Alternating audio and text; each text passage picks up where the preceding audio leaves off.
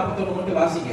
யோப்பா பட்டணத்தில் கிரேக்கு பாஷையிலே தொக்காள் என்று அர்த்தம் கொள்ளும் தபித்தாள் என்னும் பெயருடைய ஒரு சீசி இருந்தால் அவள் நற்கிரியைகளின் தர்மங்களை மிகுதியாய் செய்து கொண்டு வந்தாள். நல்ல கவனிங்க, நம்ம வாசிக்கிறது கூட சாதாரணமா செய்யல. எப்படி செய்யறாங்களா? நற்கிரியைகளையும் தர்மங்களையும் மிகுதியாய் செய்து வந்தால் அந்நாட்களில் அவள் வியாதிப்பட்டு மரணம் அடைந்தால் அவளை குறிப்பாட்டி மேல் வீட்டிலே கிடைத்து வைத்தார்கள்.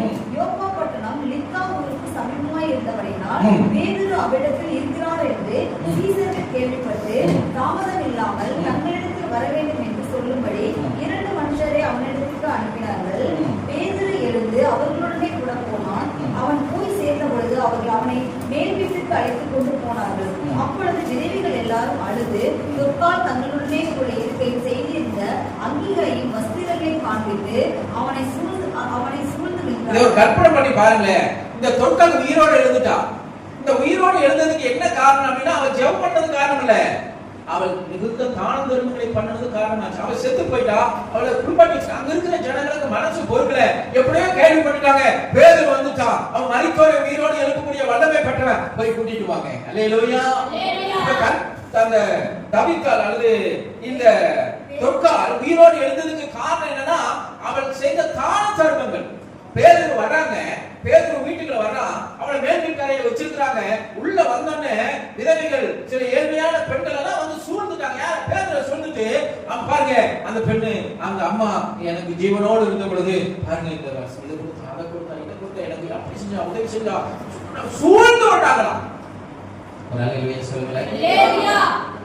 சூழ்ந்து கொண்டாங்க. ஒரு பெரிய கூட்டம் தொக்கால் இறந்த பொழுது வந்து நிக்குது.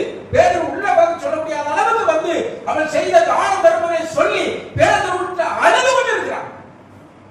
40வது வசனம், பேதுரு எல்லாரையும் வெளியே போக சொல்லி முழங்கால் படி ஜெபம் பண்ணி வேதத்தின் புறமாய் திரும்பி தபித்தாளே எழுந்திரு என்றாள். அப்பொழுது அவள் தன் கண்களை திறந்து பேதுருவை பார்த்து உட்கார்ந்தாள். அவன் அவளுக்கு கை கொடுத்து அவளை எழுந்திருக்க பண்ணி பரிசுத்தவான்களை விதவைகளை அழைத்து அவளை உயிருள்ளவளாக அவளை உயிருள்ளவளாக ஆமென் சோதரம் அவர்களுக்கு முன்னிறுத்தினான். ஒரு அல்லேலூயா சொல்லுங்க.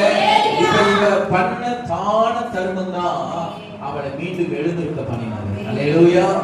நான் சொல்லுகிறேன், நீ செய்யற தான தர்மம் தான் உன்னை பரலோகத்துக்கு கொண்டு போய். நான் ஏதோ பழமொழி சொல்லுவாங்க, ஏழைக்கு தகுந்தது உன்னால முடிந்ததை செய்.